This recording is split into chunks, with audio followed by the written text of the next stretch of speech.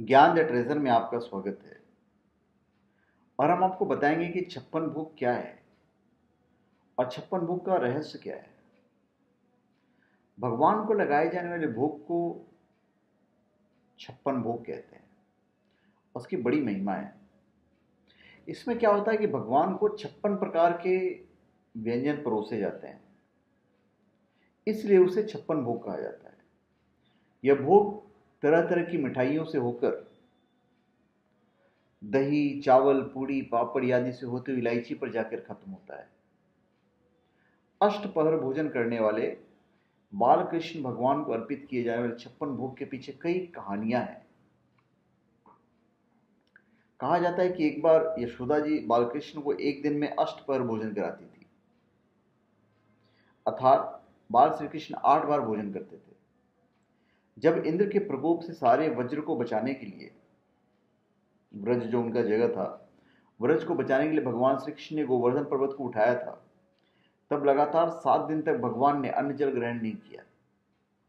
8वें दिन जब भगवान ने देखा कि अब इंद्र की वर्षा बंद हो गई है, तो उन्हें सभी व्रजवासियों को गोवर्धन पर्वत से बाहर निकल जाने को कहा।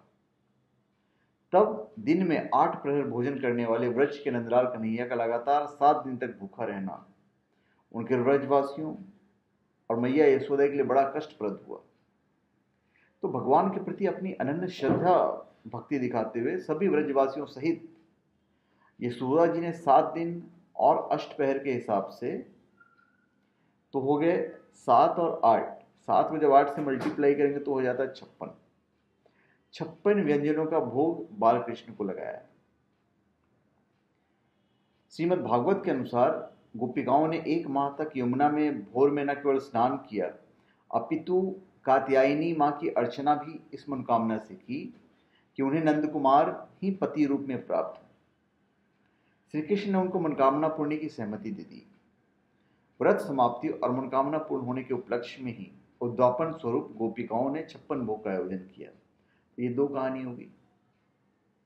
ऐसा भी कहा जाता है कि गोलोक में भगवान श्री कृष्ण राधिका जी के साथ एक दिव्य कमल पर विराजते हैं।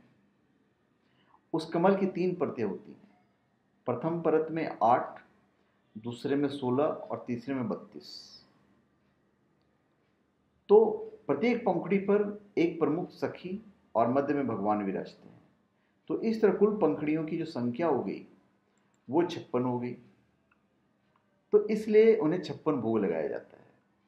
हम आपको बता दें कि अब 56 भोग जो हैं वो क्या क्या रहते हैं। तो पहला रहता है भात, दाल, चटनी, कड़ी, दही, शाक की कड़ी मतलब। उसके बाद शिखरन, शरबत, बाटी, मुरब्बा। उसके बाद शर्करा युक्त त्रिकोण, वड़ा जिसे बटक कहते हैं। फिर मटरी, फेनी, उसके बाद पूरी, खजला, फिर घेवर, उसके बाद चोला, मालपुआ, जलेबी, मेसू, रसगुल्ला। फिर आ जाता है चंद्रकला जो पगी हुई जिसे बोलते हैं। फिर दधी जो महारायता होता है। फिर थूली, लौंग पूरी, फिर खुरसा, दलिया, परीखा, सौंफ युक्त सुफलाड्या उसको बोलते हैं जो सौंफ से बनता है। फिर बिलसारू, फिर लड्डू, साग, फिर अघानो अचार, उसके बाद मोट, खीर, दही, गोघृत, मक्खन, मलाई, रबड़ी, पापड़, खीरा, लस्सी। फिर सुबत, सुबत के बाद फिर मोहन, फिर सुपारी, इलायची, फल, तांबूल, मोहन भोग, लवन, कसाय।